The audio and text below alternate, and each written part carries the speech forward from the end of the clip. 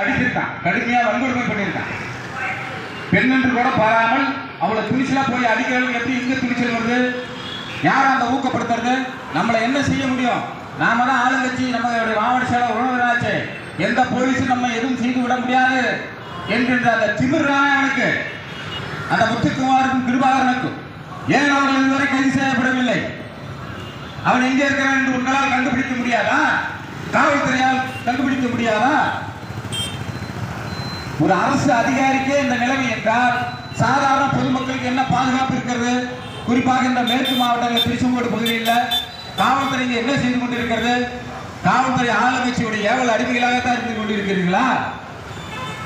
யார் தவறு செய்தாலும் குற்றவாளியை கைது செய்ய வேண்டும் என்று உங்களுக்கு தெரியாதா? மாவட்ட செயலர் உறவினராக இருந்தாங்கன்னா யாரா இருந்தாங்க, அந்த அம்மாவோட உயிர் போயிருந்தா என்ன செய்வீங்க? தமிழ்நாடு முழுவதுமே இந்த செய்தியாய் கூட நாமக்கல் மாவட்ட காவல்துறை அவ்வளவு தூரம் ஆளுங்கட்சிக்கு ஆதரவாக செயல்படுகிறது. இதுதான் ஒரு உதாரணம். தமிழ்நாடு முழுசும் போராட்டம் செய்யறாங்க.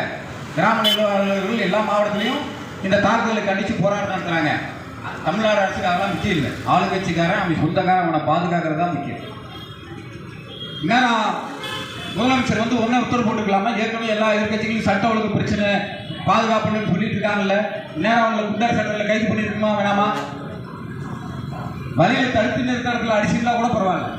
அவன் ஊடு தேடி போய் தாக்குதல் நடத்துறான். அந்த அளவுக்கு அவனுக்கு எப்படி துணிச்சல் வந்தது? தமிழ்நாடு அரசு வெக்கமா இல்லையா, கேவலமா இல்லையா?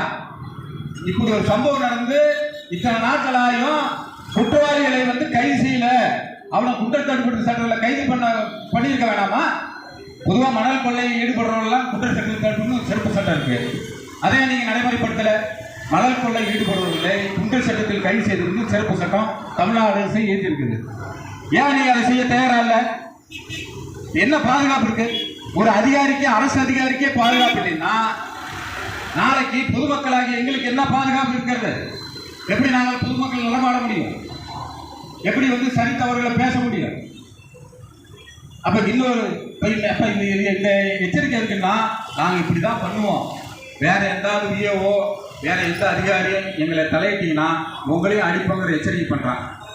அப்ப மற்ற அதிகாரி எல்லாம் பயந்துட்டு நமக்கு எதிர்ப்பு அப்படின்னு சொல்லி அவங்க வேடிக்கை பார்க்கறதுக்காக இவன் வேணுன்னே பண்றான்.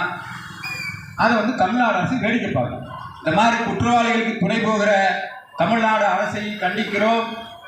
குறிப்பாக நாமக்கல் மாவட்ட காவல்துறை இதுவரை அந்த குற்றவாளியை கைது செய்ய முடியாத ஒரு தெம்பில்லாத திராணி இல்லாத ஒரு காவல்துறையாக இருக்கிறது. இதை நாங்கள் வன்மையாக